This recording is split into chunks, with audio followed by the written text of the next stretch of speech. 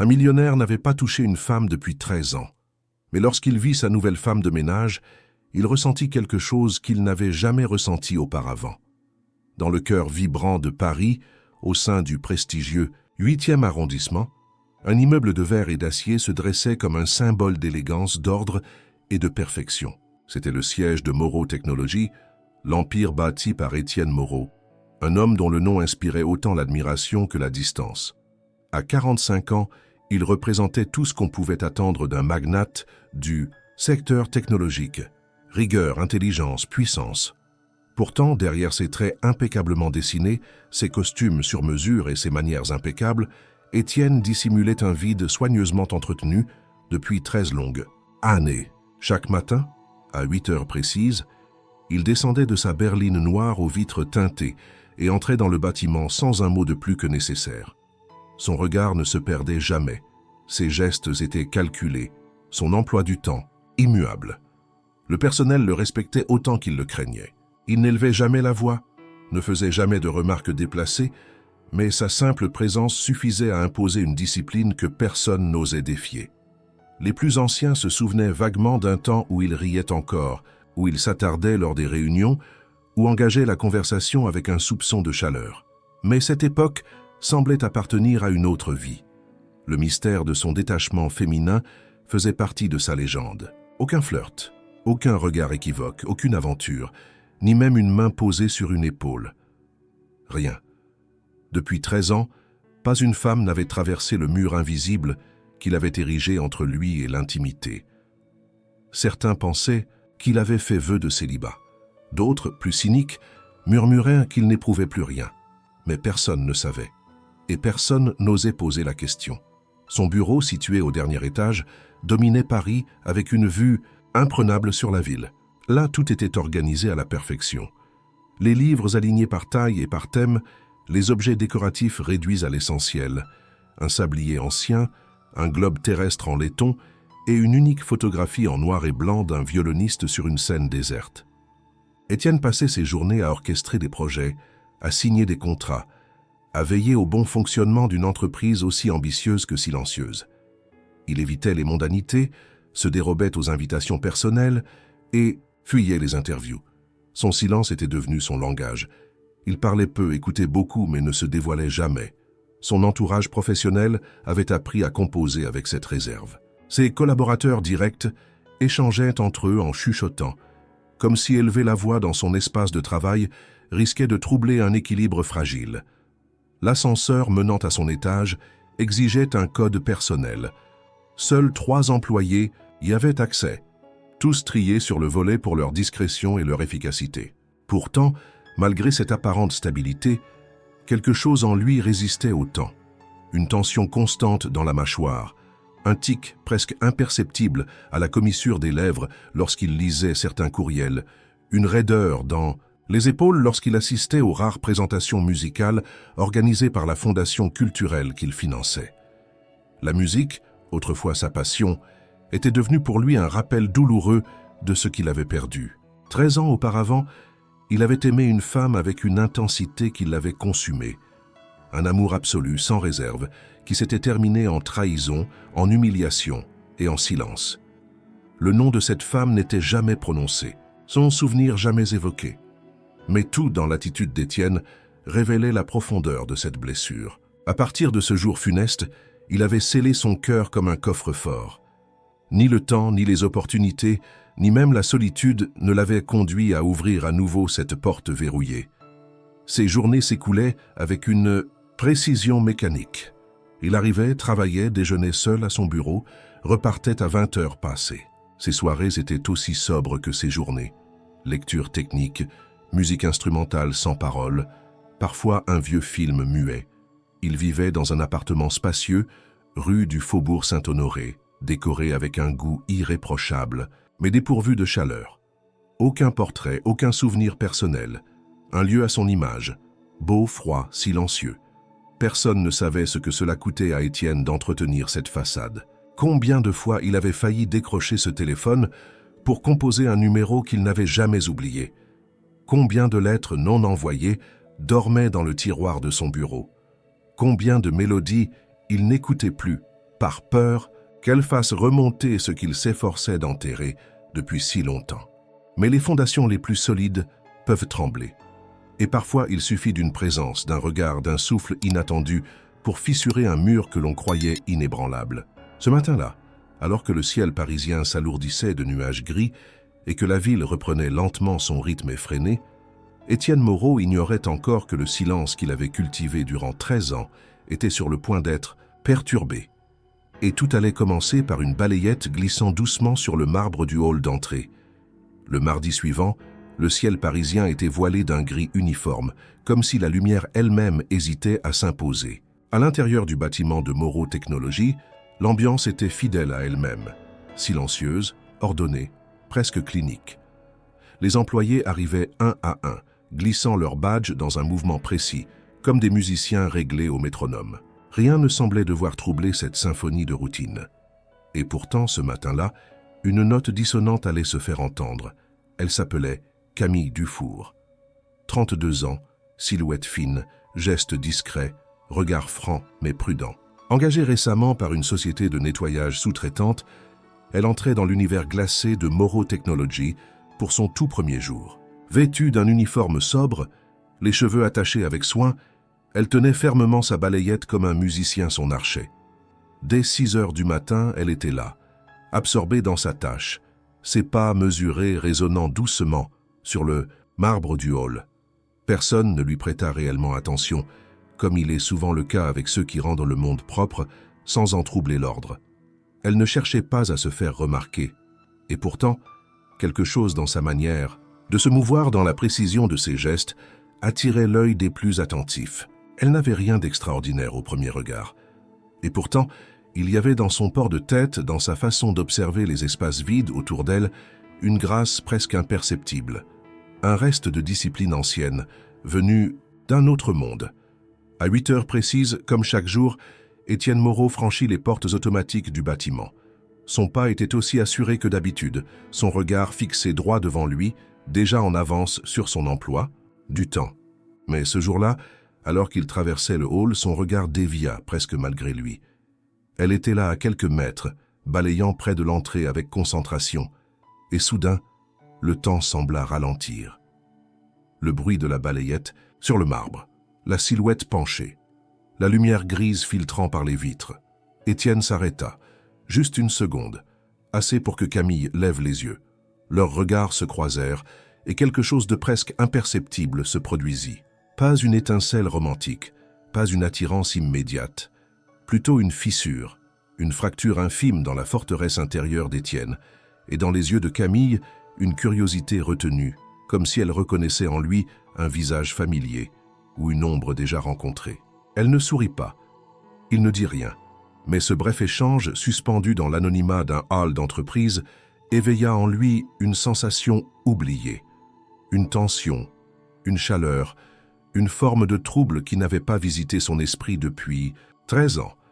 Il poursuivit sa route sans se retourner, comme si rien ne s'était passé, mais une partie de lui restait là, figée dans ce regard, prisonnière d'une question sans réponse. Camille, elle, reprit son travail comme si de rien n'était. Mais sa main trembla légèrement sur le manche de la balayette. Elle non plus ne comprenait pas ce qu'elle avait vu dans ses yeux. Une fatigue, une blessure, ou une absence si criante qu'elle en devenait presque palpable. Durant la journée, Étienne ne parla à personne de cette rencontre. Il continua à signer des documents, à superviser des projets, à faire semblant que tout était comme la veille. Mais il se surprit à jeter un œil à l'écran de surveillance du hall, comme s'il cherchait à revoir cette silhouette. Il réécouta même un ancien enregistrement d'une réunion filmée dans le hall, espérant capter à nouveau ce regard, sans comprendre pourquoi. Camille, elle, fit sa tournée sans faillir. Couloir, escalier, ascenseur. Elle connaissait déjà le plan du bâtiment par cœur. Elle évitait les regards, n'adressait la parole qu'en cas de nécessité et refusait la pause café avec ses collègues. Lorsqu'on lui demanda pourquoi elle avait accepté ce poste, elle répondit simplement qu'elle avait besoin de travailler et que l'endroit lui convenait. Mais le soir venu, alors qu'elle nettoyait les vitres près du piano abandonné, du hall, vestige d'un ancien projet culturel de l'entreprise, elle s'arrêta un instant. Sa main glissa doucement sur le bois verni, comme si elle testait la mémoire de l'instrument. Puis elle recula, soudain prise d'un doute, d'une peur diffuse. Elle ne savait pas encore si elle devait rester. Ce lieu éveillait en elle des souvenirs qu'elle avait passé des années à enfouir. Et l'homme qu'elle avait croisé ce matin, il avait dans le regard la même douleur que celle qu'elle portait. Ce soir-là, Étienne resta plus tard, que d'habitude. Il prétexta un rapport urgent, mais en réalité, il attendait. Il ne savait pas quoi, ou qui. Simplement, il ressentait le besoin de retarder son départ. Et tandis que la nuit tombait sur Paris, dans le silence feutré du bâtiment presque vide, deux âmes qui ne se connaissaient pas encore s'observaient à distance, chacune ignorant que l'autre allait bouleverser à jamais le fragile équilibre qu'elles avaient mis des années à construire. La nuit était tombée sur Paris, et dans les bureaux de Moreau Technologies, le silence s'installait peu à peu comme une couverture sur les derniers battements d'activité. Les lumières se tamisaient automatiquement dans les couloirs, les claviers cessaient de crépiter et les écrans s'éteignaient un à un. Étienne Moreau, fidèle à sa routine, s'attardait encore au dernier étage, relisant pour la 3e fois un contrat qu'il connaissait déjà par cœur. Il cherchait inconsciemment à retarder l'instant où il quitterait l'immeuble. Vers 20h, alors qu'il rangeait ses affaires, un son inattendu lui parvint. Un accord, doux, mais distinct, s'échappait du rez-de-chaussée. Il se figea. Cela faisait des années que le piano du hall n'avait produit le moindre son. L'entreprise avait autrefois organisé des concerts, des récitals, des événements culturels. Mais tout cela avait disparu en même temps que l'étincelle dans les yeux de son fondateur. Il y avait là-bas pourtant ce vieux piano à queue, installé comme un souvenir qu'on n'ose pas déplacer. Personne ne le touchait, jusqu'à ce soir. Étienne descendit lentement les escaliers, sans alerter la sécurité, sans activer l'interphone. Chaque marche résonnait dans son esprit comme un battement de cœur. Le son se précisait, devenait plus fluide. Ce n'était pas une répétition mécanique, mais une mélodie. Pas parfaitement exécutée, mais vibrante, vivante, à mesure. Qu'il approchait, il reconnut des notes familières, une variation libre d'un prélude de Ravel, réinventé avec douceur, presque comme une confession. Arrivé au niveau du hall, il s'arrêta derrière une colonne, invisible à celui ou celle qui jouait. Là, devant le piano, assise avec une aisance étonnante, se trouvait Camille Dufour. Son uniforme encore taché de produits de nettoyage, ses cheveux légèrement défaits par la journée, mais ses mains dansaient sur les touches avec une maîtrise que seul un passé intime avec l'instrument pouvait expliquer. Elle ne le voyait pas. Elle ne savait pas qu'on l'écoutait.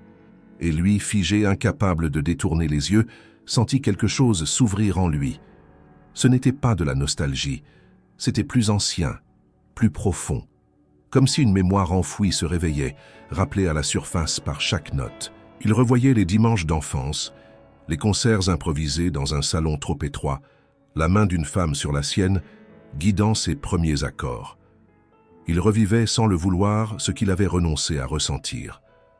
La pièce se termina sans éclat. Camille referma doucement le couvercle du clavier, effleura le bois comme pour le remercier, puis se leva. Elle ne vit pas Étienne. Il se glissa silencieusement dans l'ombre, le souffle court, comme surpris par sa propre émotion.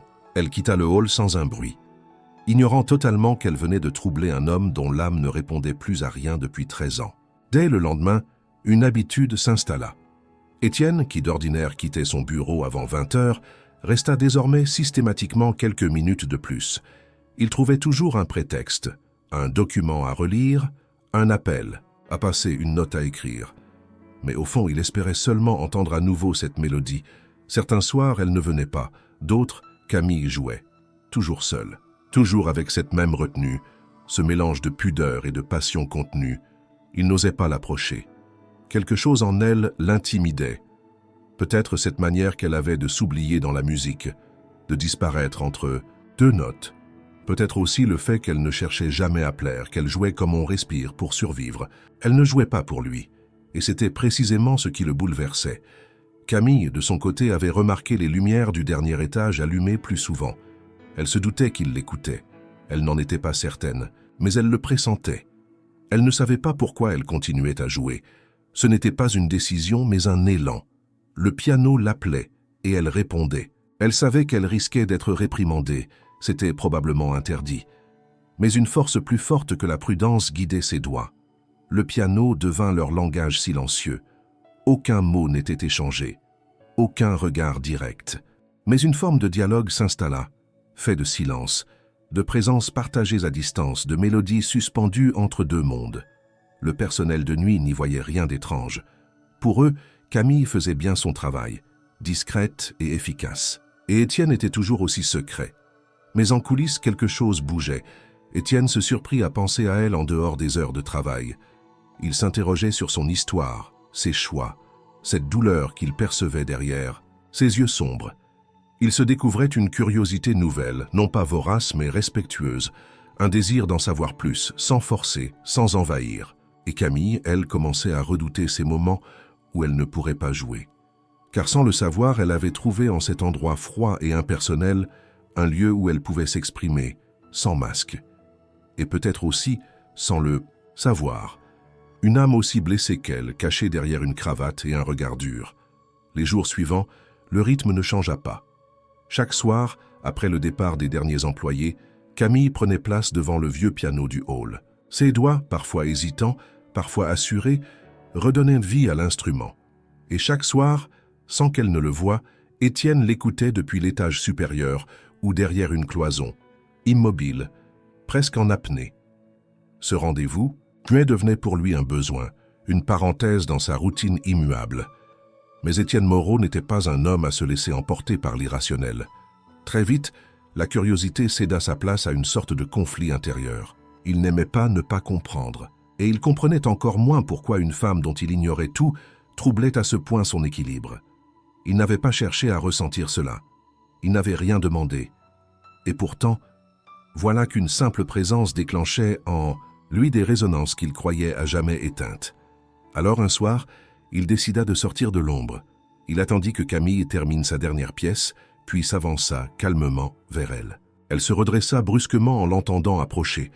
Son regard se posa sur lui avec une prudence immédiate, presque instinctive. Elle ne bougea pas, mais son corps entier semblait prêt à s'effacer à la moindre alerte. « Vous jouez, avec beaucoup de sensibilité, dit-il simplement. » Sa voix était posée, grave mais douce. Il choisit soigneusement ses mots, comme on approche un oiseau sauvage. Camille le regarda sans répondre. Il vit dans ses yeux une résistance farouche, un refus poli de toute intrusion. « Vous avez appris le piano jeune, je suppose, » ajouta-t-il, après un silence. « Oui, répondit-elle, laconique. » Il attendit, espérant un prolongement, une ouverture, mais rien ne vint. Elle se leva lentement, rabattit le couvercle du clavier avec soin, puis ramassa son seau et son balai. « Je suis désolé si je vous ai mise mal à l'aise, reprit-il. Je n'ai pas voulu vous surprendre. C'était simplement agréable de vous écouter. » Elle le remercia d'un simple hochement de tête, puis ajouta d'un ton neutre « Je ne pensais pas que quelqu'un m'entendait. »« C'est une chance que je sois resté alors, » répondit-il, tentant un sourire qu'il n'avait pas esquissé depuis des années. Mais Camille ne répondit pas à cette tentative. Elle détourna les yeux, fit un pas en arrière, puis s'éloigna sans ajouter un mot. Étienne resta là, figé, face au piano fermé. Il venait de vivre un des rares instants de vulnérabilité qu'il s'était autorisé depuis 13 ans, et il avait été accueilli par un mur. La nuit suivante, elle ne joua pas. Étienne, seul dans son bureau, attendit le son des notes avec un mélange d'espoir et d'appréhension. Mais il n'entendit que le silence. Il descendit dans le hall. Camille y était, balayant en silence, concentrée sur sa tâche, sans un regard pour le piano. Il ne tenta pas de l'approcher. Il comprit, elle s'était refermée. Les jours suivants furent semblables. Camille remplissait parfaitement ses fonctions, mais elle avait effacé toute trace de cette parenthèse musicale. Elle ne croisait plus Étienne du regard. Et lui, piégé par une émotion qu'il ne maîtrisait pas, commençait à douter de ses intentions. Était-ce de la simple curiosité, une fascination passagère, ou cherchait-il à travers elle un écho à son propre passé blessé? Ce recul soudain le déstabilisa plus qu'il ne l'aurait imaginé. Il n'était pas habitué au rejet, ou plutôt il ne s'autorisait jamais à être dans une position où il pouvait être rejeté. Il contrôlait tout, toujours. Mais face à Camille, il se sentait démuni. Il n'y avait pas de stratégie, pas d'analyse possible. Elle ne jouait aucun jeu, n'adoptait aucune posture. Elle était simplement là, opaque, et cela le rendait fou. Il se surprit à scruter les caméras internes. pour voir où elle se trouvait, a demandé de manière détournée aux responsables du personnel s'il y avait eu des remarques concernant le personnel d'entretien. Rien. Elle continuait à travailler sans faille, sans bruit, sans musique. Et un matin, en la croisant dans un couloir, il tenta un dernier geste. Il lui adressa un compliment discret sur la façon dont elle avait organisé les produits d'entretien dans l'armoire technique. C'était un détail insignifiant, mais c'était tout ce qu'il avait trouvé pour établir un contact indirect. Elle le remercia à voix basse, sans lever les yeux, puis tourna les talons. Ce soir-là, Étienne resta tard, espérant entendre une note. Mais le piano resta muet. La tension que Camille avait installée par son silence obstiné s'infiltrait dans les journées d'Étienne comme une brume indésirable. Il essayait de se convaincre que cela n'avait pas d'importance, que ce n'était qu'un caprice passager de l'esprit, une obsession momentanée. Mais il savait que ce n'était pas vrai. L'absence de musique dans le hall, son évitement méthodique, sa distance calme, tout cela avait réveillé en lui un besoin auquel il ne savait plus répondre. Et ce besoin ne concernait pas que Camille, mais ce qu'elle représentait, un lien, un souvenir, un rappel d'humanité. Un vendredi après-midi, une réunion imprévue avec le responsable de la maintenance l'amena dans les étages inférieurs du bâtiment, dans une salle de pause rarement utilisée par la direction. Il n'avait pas mis les pieds ici depuis des années. L'endroit était modeste, fonctionnel, sans fioritures. Une table centrale, quelques chaises, une machine à café et une série de casiers anonymes. Tandis que le responsable cherchait un dossier dans une armoire, Étienne laissa son regard errer sur la pièce. Sur un coin de table, partiellement recouvert d'un torchon, un petit cadre photo attira son attention. Ce n'était pas un objet que l'on s'attendait à trouver dans un tel environnement. Il s'en approcha par simple distraction. Mais dès qu'il écarta le tissu, son cœur eut un sursaut. La photo représentait un groupe d'enfants en tenue de concert, sur une scène de théâtre. Tous souriaient, instruments en main. Au centre, une jeune fille, un peu plus âgée que les autres, les cheveux relevés en chignon, un violon contre l'épaule. Elle ne souriait pas. Son regard était tourné vers le public, concentré, presque grave.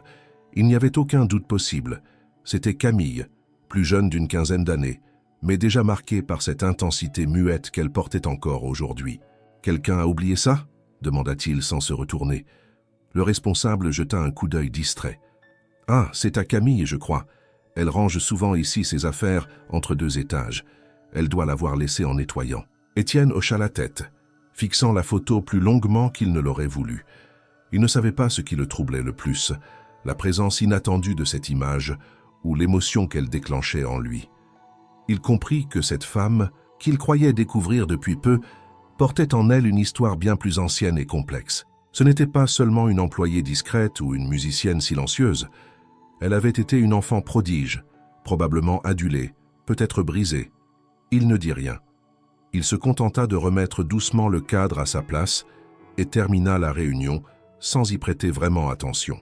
Ce soir-là, Camille ne joua pas, mais Étienne l'attendit. Et quand elle passa devant lui pour quitter le bâtiment, il l'interpella, doucement, presque timidement. « Vous avez oublié quelque chose dans la salle de repos du niveau 1. » Elle s'arrêta, visiblement surprise. Son regard se durcit une fraction de seconde, puis elle comprit de quoi il parlait. « Je l'ai laissé là exprès, » répondit-elle. « Je n'ai pas envie qu'on me pose de questions. » Étienne resta silencieux. Il ne savait comment interpréter cette phrase. Elle ne semblait ni hostile ni accusatrice, plutôt une manière de se protéger. « Ce n'est pas un problème, dit-il. Je voulais juste vous le signaler. » Camille acquiesça et reprit sa marche. Mais au lieu de partir tout de suite, elle ajouta sans se retourner, « Cette photo date de Lyon. C'était avant. » « Avant quoi ?» Elle s'arrêta puis haussa les épaules. « Avant que je décide de ne plus jouer. » Elle disparut ensuite dans l'ascenseur, laissant Étienne seul avec cette révélation. Le lendemain, elle demanda à changer d'horaire. L'information lui parvint par l'intermédiaire du service logistique. Camille avait demandé à commencer plus tôt et à finir avant 19 heures. Lorsqu'il tenta de savoir pourquoi, la réponse fut évasive. Raison personnelle. Personne ne semblait s'en émouvoir, sauf lui. Il comprit alors qu'il avait franchi une limite invisible. Qu'en voulant la connaître davantage, en effleurant son passé, il avait déclenché une défense immédiate.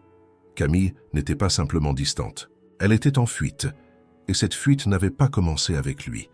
Elle durait depuis longtemps, mais Étienne ne pouvait plus revenir en arrière. Il voulait comprendre. pas par caprice, ni pour combler un vide personnel, mais parce qu'il reconnaissait en elle un silence semblable au sien. Une douleur tue, une histoire à moitié effacée.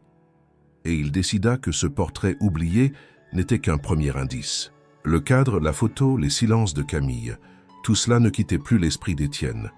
Il tentait de se concentrer sur ses responsabilités, sur les chiffres, les appels, les projets, mais l'image de cette jeune fille au violon revenait toujours hanter ses pensées.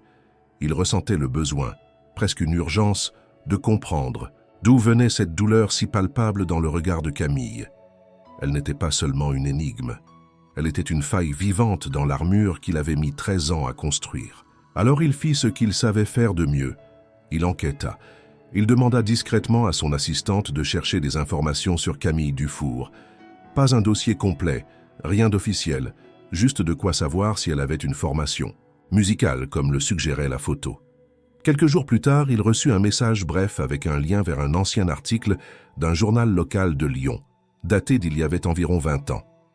La jeune prodige Camille Dufour, 11 ans, émerveille le public du Conservatoire de Lyon avec son interprétation du concerto pour violon en ré majeur de Beethoven.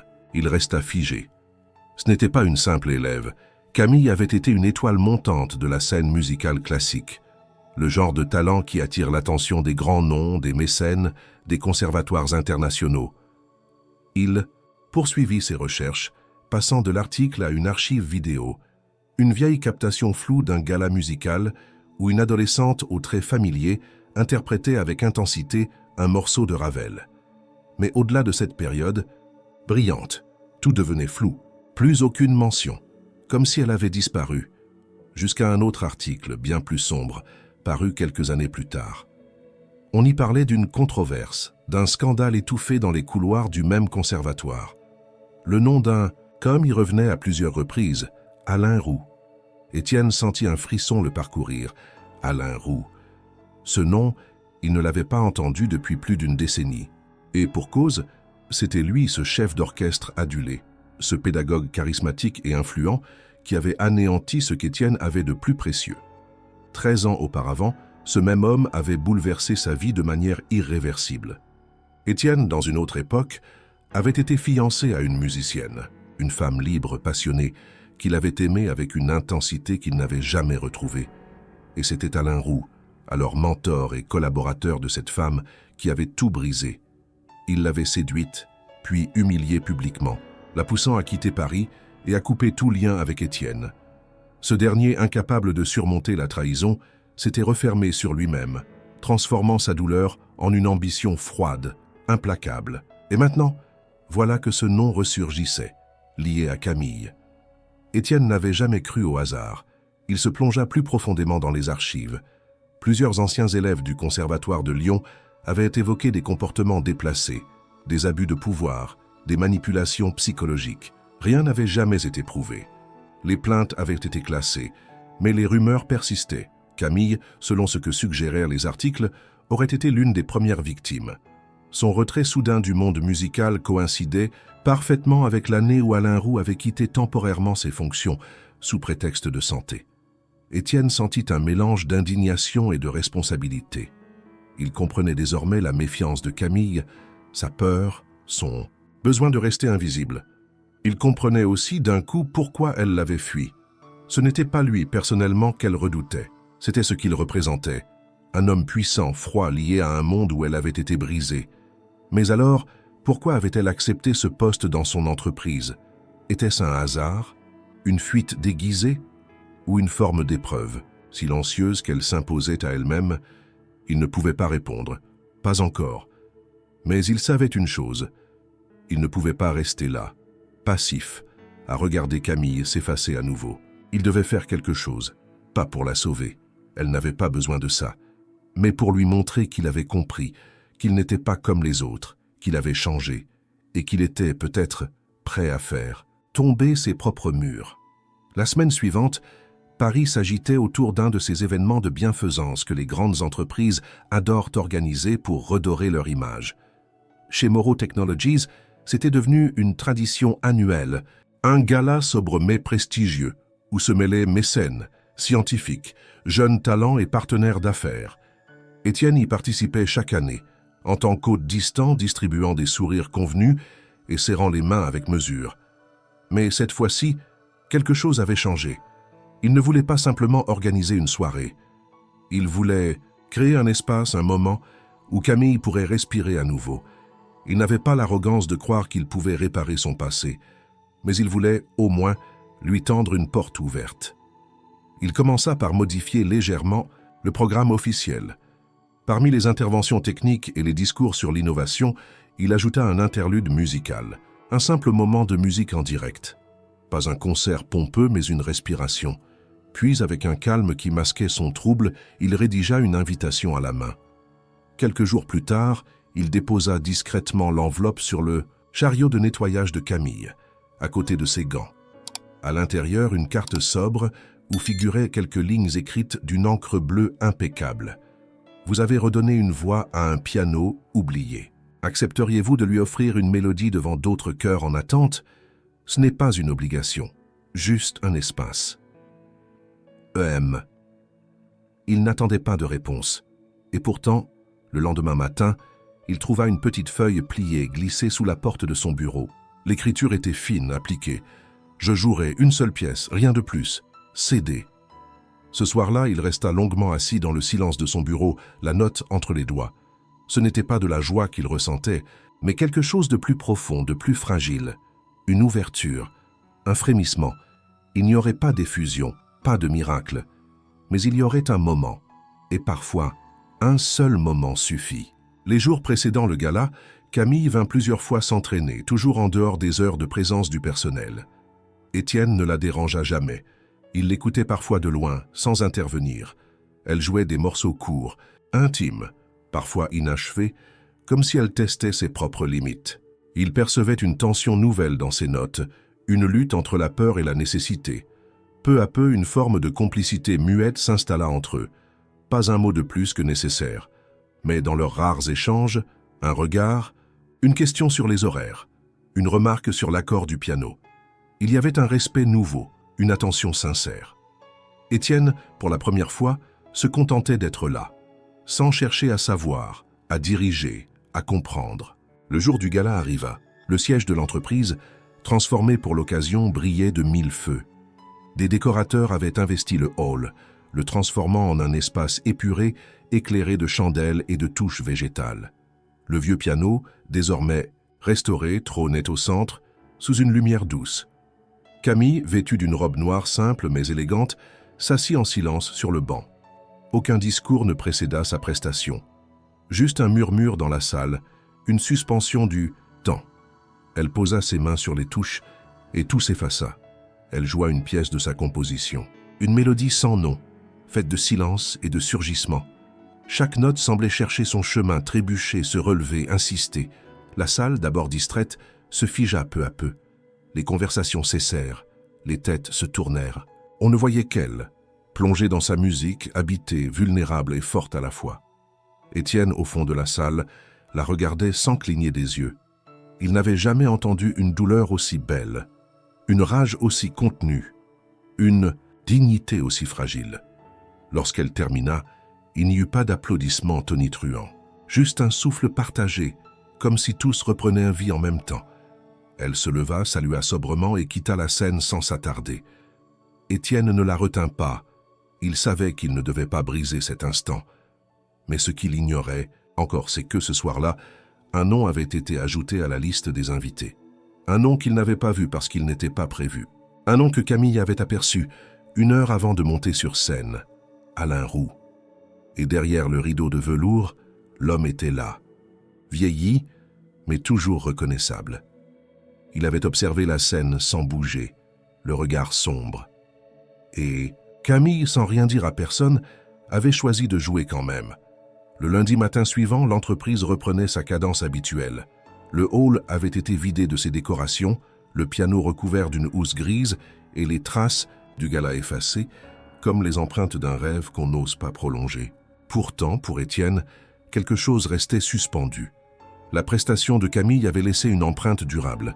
Elle avait affronté ses démons, du moins en apparence. Elle avait joué. Mais depuis cette nuit-là, elle n'avait plus reparu. D'abord, il pensa à une simple journée de repos, puis 2. Mais au 3e matin, inquiet, il se renseigna auprès du service de nettoyage. On lui répondit avec un haussement d'épaule. Elle a demandé une suspension temporaire. Aucune explication, juste un mot. Étienne sentit une tension familière se nouer dans sa poitrine. Il demanda à voir ce mot. Une enveloppe blanche, adressée à l'administration, avait été laissée sur le bureau de la responsable. À l'intérieur, une simple feuille, écrite de la main fine et droite de Camille.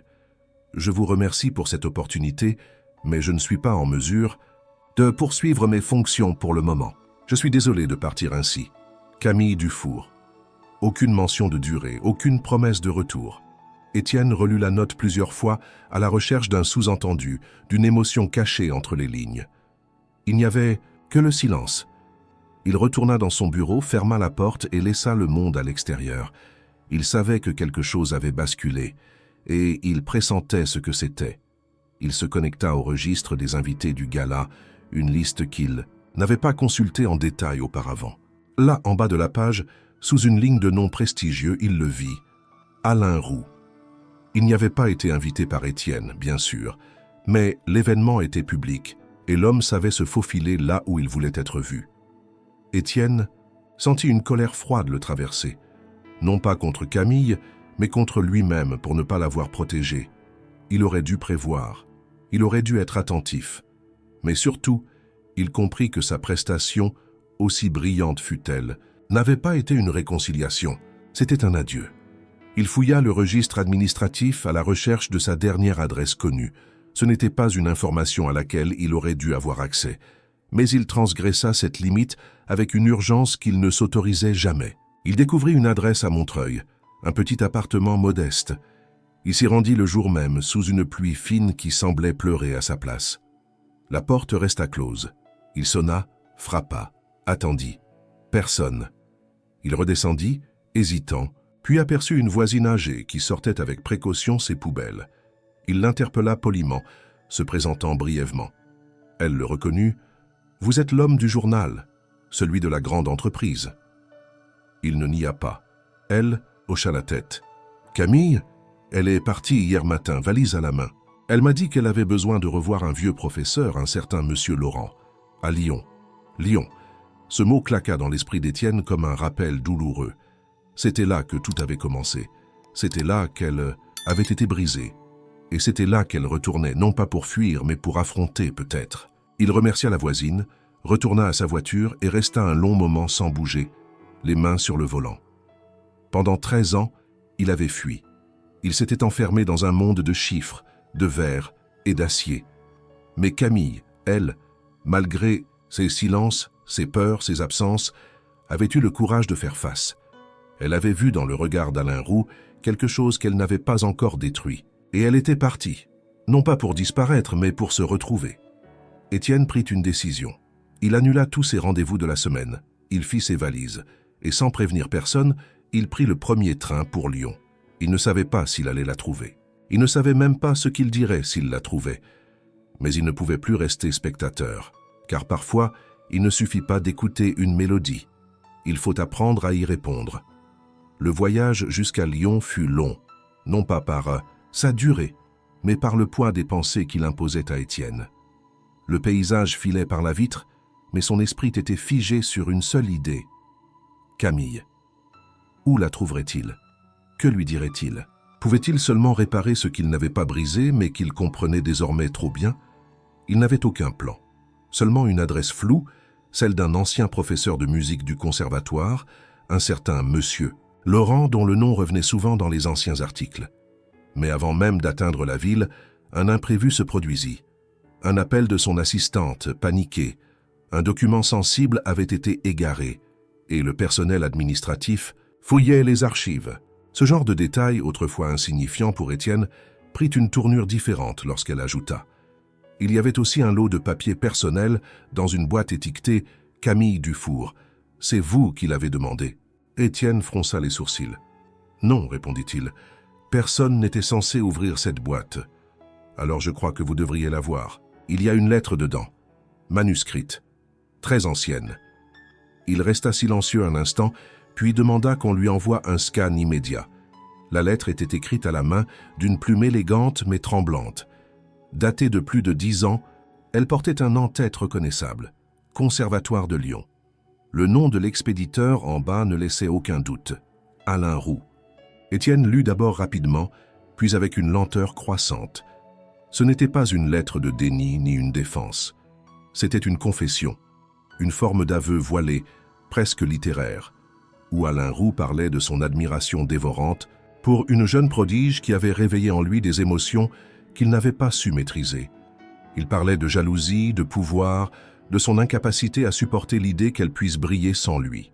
Il évoquait ses manipulations, ses interventions sournoises auprès des jurys, les murmures qu'il avait distillés dans les couloirs pour entacher sa réputation, les obstacles qu'il avait semés sur son chemin. Et enfin, il reconnaissait « J'ai tué une carrière, mais pire encore, j'ai étouffé une âme. » Il n'y avait pas de signature, juste une initiale. Peut-être n'avait-il jamais osé envoyer la lettre. Peut-être avait-elle été interceptée, oubliée ou volontairement dissimulée. Mais comment ce document avait-il atterri dans les archives de Moreau Technologies? Étienne réfléchit rapidement. Camille, pendant ses semaines de travail discret, avait pu la trouver. Ou peut-être que Roux l'avait déposée là, par quelque réseau obscur, espérant qu'elle la lirait un jour. Mais alors, pourquoi non? Avait-elle jamais parlé? Pourquoi l'avait-elle laissé dormir parmi des papiers administratifs sans valeur? La réponse s'imposa d'elle-même, parce qu'elle n'en voulait pas. Pas de son pardon, pas de ses mots, pas de ses regrets. Tardif. Camille avait choisi le silence comme bouclier, et cette lettre était restée enfermée là, comme un témoin muet d'un passé qu'elle refusait de laisser contaminer son présent. Mais pour Étienne, cette lettre changeait tout. Il décida de faire une halte à Paris avant de poursuivre son voyage. Il voulait l'avoir entre les mains, pas simplement en scan. En la relisant, une idée naquit.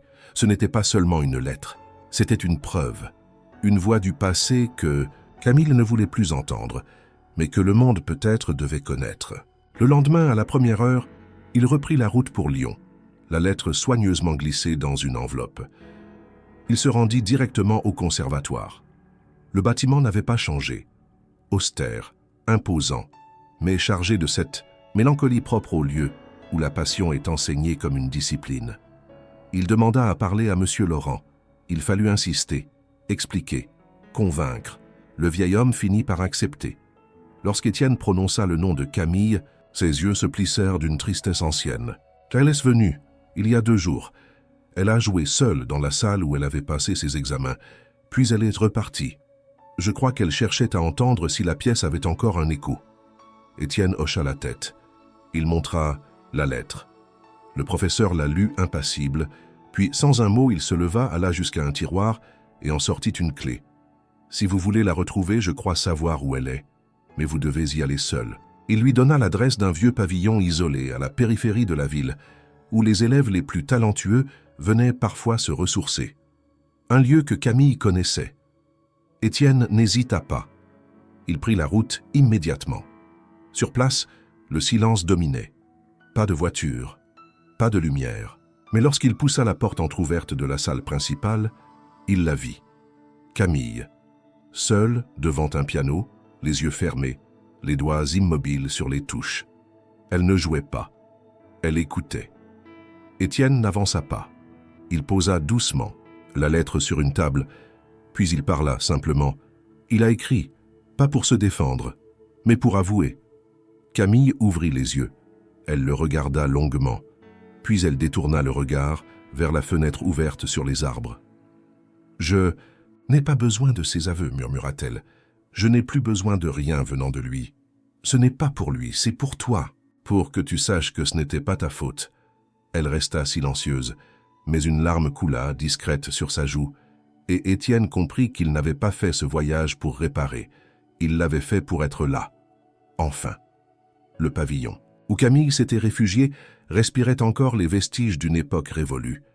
Les murs, tapissés de vieilles partitions jaunies, semblaient écouter en silence les murmures de ceux qui étaient passés là avant elle. Le sol en bois craquait sous les pas d'Étienne, mais il s'arrêta net, respectant l'espace, le moment. Camille, assise devant le piano, n'avait pas bougé. La lettre posée sur la table demeurait close. Elle ne la regardait même pas. Je sais ce que c'est que de vouloir oublier, dit Étienne. Elle ne répondit pas. Mais son corps se tendit à peine, imperceptiblement. Je n'ai pas été blessé de la même façon que toi, mais j'ai été trahi et j'ai fui. Pas les gens, pas les lieux. J'ai fui moi-même. Camille ferma les yeux. Il poursuivit. C'était il y a 13 ans. J'étais engagé à une femme brillante, violoniste. Elle était le centre de ma vie, jusqu'à ce qu'elle rencontre Roux. Il l'a séduite, brisée, et moi je l'ai perdue. Non seulement elle, mais tout ce que j'étais. J'ai décidé que plus rien ne m'atteindrait, que plus rien ne mériterait d'être vécu avec passion. Je suis devenu ce que tu as vu. Il y eut un silence, puis Camille tourna lentement la tête vers lui. Pourquoi me dire ça maintenant? Parce que toi, tu n'as pas fui, tu es revenu, tu as joué, devant lui, devant nous, tous. Et ça m'a fait comprendre que j'étais encore vivant. Camille se leva. Elle marcha jusqu'à la fenêtre, la lettre toujours intacte derrière elle. « Tu sais ce que j'ai ressenti en le voyant ?» reprit-elle. « Rien. J'ai cru que ce serait la peur ou la colère. Mais non, juste un vide, comme si cet homme n'avait plus aucun pouvoir sur moi. Et c'est à ce moment-là que j'ai compris, j'avais déjà commencé à guérir. Pas à cause de la musique, pas à cause de cette lettre, à cause du regard que tu m'as porté. Tu ne m'as pas vu comme une victime, tu m'as écouté en silence, et parfois, c'est tout ce dont on a besoin. » Étienne ne répondit pas. Il s'approcha d'un pupitre, prit une partition poussiéreuse, la regarda sans la lire. « Je ne savais pas que ce que je ressentais encore pouvait servir à autre chose qu'à me protéger, » murmura-t-il. Camille revint vers lui. Elle s'assit, à nouveau sur le banc du piano, tapa quelques notes au hasard, puis s'arrêta. « Tu veux que je te joue quelque chose ?» Il hocha la tête. Elle sourit, faiblement, et ses mains glissèrent sur les touches. Ce n'était pas une grande œuvre. Juste une suite simple, douce, presque enfantine. Quelque chose de fragile, comme une promesse. Étienne ferma les yeux. Pour la première fois depuis 13 ans, il ne pensa à rien d'autre qu'à l'instant présent. Quand la musique cessa, elle demanda « Tu vas retourner à Paris ?»« Pas tout de suite, pas tant que je ne saurais pas si tu vas bien. » Elle le fixa, le visage sérieux. « Je vais mieux, Étienne. Pas guéri, mais debout. » Il s'assit près d'elle, à distance respectable. « Et si je restais ici un peu? Pas pour t'envahir, juste pour partager le silence, de temps en temps. » Camille ferma les yeux. Une larme coula, mais cette fois, ce n'était pas une larme de douleur. « Alors reste. » Ce soir-là, ils ne parlèrent plus. Ils partagèrent un repas simple, assis à la même table, dans la lumière douce d'un vieux lampadaire extérieur. Le monde semblait loin, et pour la première fois, ni l'un ni l'autre ne ressentit le besoin de combler les silences. Ils n'étaient plus des survivants du passé. Ils étaient simplement là. Le retour à Paris se fit sans hâte. Ni Camille ni Étienne ne prononcèrent le mot « retour » comme une obligation. C'était un choix, un glissement progressif, vers une vie qui, sans être nouvelle, portait désormais des promesses différentes. Camille, après une semaine encore passée au pavillon de Lyon, dans une forme de retraite choisie, accepta la proposition d'Étienne. Mais elle posa une condition claire. Elle ne reviendrait pas à la place où elle était. Elle ne voulait plus balayer les couloirs silencieux d'une entreprise figée. Elle ne voulait plus être une ombre, ni fuir les regards. Et Étienne, sans hésiter, lui proposa ce qu'il n'avait encore jamais offert à personne. Un projet qu'il porterait avec elle, pas pour elle. C'est ainsi que naquit l'idée du programme Résonance, un projet musical au sein même de Morrow Technologies, financé entièrement par la fondation culturelle de l'entreprise, destiné à repérer et soutenir de jeunes talents issus de milieux modestes. Camille en serait la coordinatrice artistique. Elle organiserait les ateliers, choisirait les instruments, guiderait les premiers élèves. Elle serait libre d'en définir la philosophie. Étienne, de son côté, se chargerait de garantir les moyens, sans jamais interférer dans les choix artistiques. Le jour de son retour dans le bâtiment de verre et d'acier, les regards furent nombreux mais retenus. Certains collaborateurs ne comprirent pas immédiatement. D'autres, intrigués par la présence de Camille dans les étages supérieurs, cherchèrent à en savoir plus. Mais Étienne, fidèle à lui-même, ne donna aucune explication. Il la présenta simplement lors d'une réunion restreinte. « Voici Camille Dufour. Elle dirigera à partir d'aujourd'hui notre nouveau programme artistique. Ce fut tout. Ce changement, aussi discret fut-il, fut pourtant perçu rapidement. Quelque chose dans l'atmosphère changea. Étienne, que l'on avait toujours vu marcher droit, tête baissée, se surprenait à lever les yeux, à écouter davantage. Il prenait le temps. Il restait plus souvent dans les espaces communs. Il s'attardait aux réunions. Il souriait, parfois. Une assistante osa même dire un jour qu'il avait ri. Un son bref mais réel. Les employés ne comprenaient pas exactement ce qu'il s'était passé. Mais ils sentaient que quelque chose avait été débloqué. Comme si une couche de givre sur le verre de l'entreprise avait fondu. Camille, elle, gardait son calme habituel. Elle restait professionnelle, concentrée, mais une lumière nouvelle dans son regard ne trompait personne. Elle se tenait droite, assumée, sans la carapace silencieuse d'autrefois. Et lorsqu'elle passait devant le vieux piano du hall, elle le regardait avec tendresse, sans s'y asseoir. Elle attendait le bon moment. Elle le savait. Le premier atelier du programme Résonance eut lieu dans une salle spécialement aménagée au 4e étage. Il n'était que 5 enfants, entre 10 et 15 ans, chacun avec une histoire compliquée, mais des yeux pleins d'envie. Camille les accueillit avec douceur, sans forcer, leur laissant le temps de découvrir les instruments alignés sur les tables. Étienne assistait à la scène depuis l'arrière de la pièce, bras croisés. Il ne disait rien. Il observait Camille se mouvoir avec une aisance qu'il ne lui avait jamais vue dans le monde professionnel. Elle n'était pas seulement compétente, elle était à sa place. Plus tard, en fin de journée, ils se retrouvèrent sur la terrasse du bâtiment, face à la ville illuminée. Aucun mot ne fut nécessaire. Camille se rapprocha de lui, bras croisés contre le froid du soir. Étienne, sans la toucher, lui demanda « Tu te sens bien ici ?» Elle tourna la tête vers lui, sourit légèrement. « Pour la première fois depuis longtemps, oui. »« Et toi ?» lui demanda-t-elle à son tour. Étienne répondit après un temps « J'ai arrêté de me demander ce que je devrais ressentir. Je vis, c'est tout. » Ils restèrent ça en silence, à regarder Paris. Le fleuve, les lumières, le rythme du monde qui continuait. Il n'y avait rien à décider, rien à promettre, mais tout à construire. Le nom d'Alain Roux refit surface avec fracas, quelques semaines après le lancement du programme Résonance. Ce fut d'abord une brève dans un site spécialisé. Un ancien élève du Conservatoire de Lyon accusait ouvertement le célèbre maestro d'abus psychologiques et de manipulations répétées. L'article, d'abord isolé, fut rapidement suivi par d'autres témoignages. Une vague silencieuse, longtemps contenue, commençait à se libérer. Camille lut les premiers articles sans un mot. Elle ne montra rien. Mais Étienne, désormais, attentif au moindre de ces silences, comprit que cette résurgence n'était pas anodine. Ce n'était pas simplement un règlement de compte public. C'était l'écho d'un passé qui, malgré tout, refusait de rester enterré. Le nom de Camille ne fut jamais mentionné.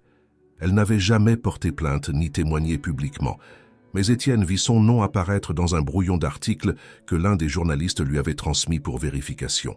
Il prit immédiatement contact et exigea, avec fermeté mais sans menace, que Camille soit laissée hors de cette exposition médiatique.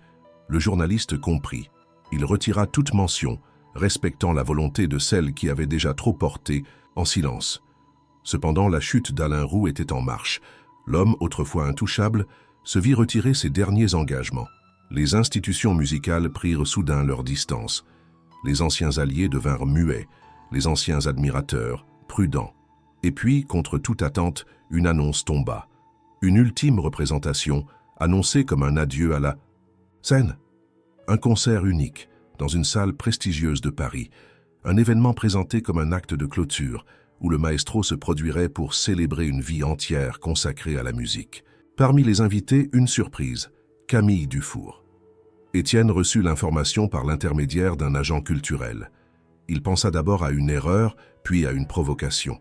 Il interrogea Camille, qui confirma d'un ton neutre « Il m'a invité. Il m'a demandé de jouer un duo, sa dernière apparition publique, selon lui.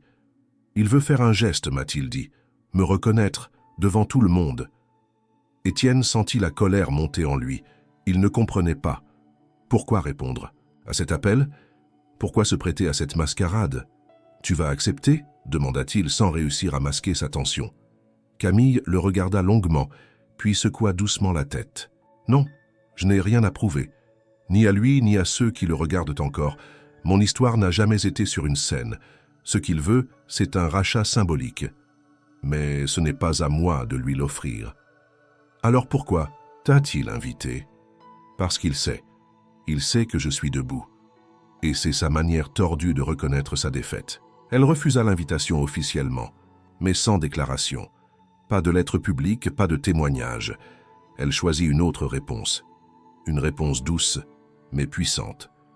Le jour du concert d'adieu d'Alain Roux, alors que les regards étaient tournés vers la grande salle de l'Opéra Garnier, Camille ouvrit les portes de l'auditorium de Moreau Technologies. Une scène modeste, éclairée simplement, sans paillettes. Elle y réunit les premiers élèves de résonance, accompagnés de quelques musiciens oubliés, d'anciens talents effacés du circuit pour des raisons sociales, psychologiques ou par simple injustice. Le concert commença à 19h. Camille joua la première pièce, seule. Une composition inédite, silencieuse, intime, faite de ruptures et de reprises, à l'image de son propre chemin. Étienne, assis au fond de la salle, sentit chaque note comme une confidence. Puis les enfants prirent la relève. Certains jouèrent avec maladresse, d'autres avec une grâce surprenante. Mais tous furent écoutés avec une attention que seule la sincérité impose. Ce soir-là, à l'autre bout de la ville, Alain Roux joua devant une salle comble mais tendue. On l'applaudit mais sans chaleur. Il avait convoqué un hommage. Il reçut une révérence polie. Chez Moreau, au contraire, les visages souriaient. Les applaudissements n'étaient pas bruyants, mais ils étaient vrais. Et au centre de cette scène modeste, Camille brillait d'une lumière qui ne venait d'aucun projecteur. Après le concert, Étienne s'approcha d'elle, dans les coulisses encore animées par les rires d'enfants. « Tu n'as jamais eu besoin d'un grand public pour exister, dit-il. » Elle sourit, un peu fatiguée mais lumineuse. « J'ai juste eu besoin qu'on me voie vraiment. » Il la regarda et pour la première fois, posa doucement sa main sur la sienne. Il n'y avait plus rien à cacher. Le printemps arriva sur Paris avec une lenteur tendre, comme s'il voulait prolonger le calme retrouvé des âmes tourmentées. Les jours s'allongeaient, les arbres bordant la Seine bourgeonnaient avec obstination, et la ville, d'ordinaire emportée dans sa frénésie, semblait elle aussi marquer une pause. C'était un temps propice aux renaissances discrètes, à ces changements invisibles aux yeux du monde, mais cruciaux pour ceux qui les vivent. Étienne et Camille marchèrent souvent côte à côte, sans direction précise. Leurs pas les menaient parfois dans des quartiers qu'elle connaissait mieux que lui, parfois vers des ruelles qu'il redécouvrait à travers ses yeux. Leurs conversations n'étaient jamais pressées. Ils se parlèrent de musique, d'enfance, de silence, de tout ce qu'ils avaient perdu et de ce qu'ils apprenaient à accueillir. Un soir, au bord du fleuve, alors que le soleil déclinait lentement derrière les toits de la ville, Étienne s'arrêta. Il fixa l'eau qui avançait, paisible et déterminé. « Tu sais, dit-il, il y a 13 ans, j'ai décidé que je ne toucherais plus jamais une femme. » Camille ne répondit pas tout de suite. Elle attendit qu'il poursuive, mais il resta muet, comme s'il avait déjà tout dit. Elle tourna alors son visage vers lui, cherchant dans ses traits non pas une explication, mais une vérité. Ce qu'elle vit ne fut pas un aveu de faiblesse, mais une fragilité assumée. Et c'est cela précisément qui la toucha. Elle ne dit rien. Elle s'approcha simplement, lentement, puis tendit sa main. Étienne la regarda. Son cœur battait fort, non par peur, mais par respect. Il leva la main doucement, presque avec timidité, et posa ses doigts contre les siens. Ils restèrent ainsi un moment, les mains liées, sans geste brusque, sans effusion. Ce n'était pas un baiser, ce n'était pas une promesse, c'était un point de départ. Ils continuèrent à marcher, mains jointes, laissant les pavés de la ville graver leurs pas dans l'instant. Le silence entre eux n'était plus une barrière, il était devenu un langage, une mélodie basse, continue, sur laquelle la vie pourrait enfin s'improviser. Le programme Résonance s'épanouissait. D'autres enfants arrivaient, d'autres talents émergeaient. Camille rayonnait, non comme une étoile lointaine, mais comme une lumière douce et constante. Étienne, de son côté, avait laissé tomber certaines défenses. Il participait, riait parfois, s'asseyait au fond des ateliers pour écouter sans intervenir. Il était devenu présent, tout simplement. Il ne parlait pas d'avenir. Il le vivait. Et quand un soir, Camille s'assit de nouveau devant le piano du hall d'entrée, ce même piano qui, des mois plus tôt, l'avait vu renaître en secret, Étienne s'approcha. Il ne resta pas dans l'ombre. Il s'assit à côté d'elle sans dire un mot. Elle joua une note, puis une autre. Il tendit la main vers le clavier, et pour la première fois depuis 13 ans, il joua lui aussi. Une mélodie simple, maladroite, mais partagée. Ils rirent. Et dans ce rire, il y avait la fin d'un silence.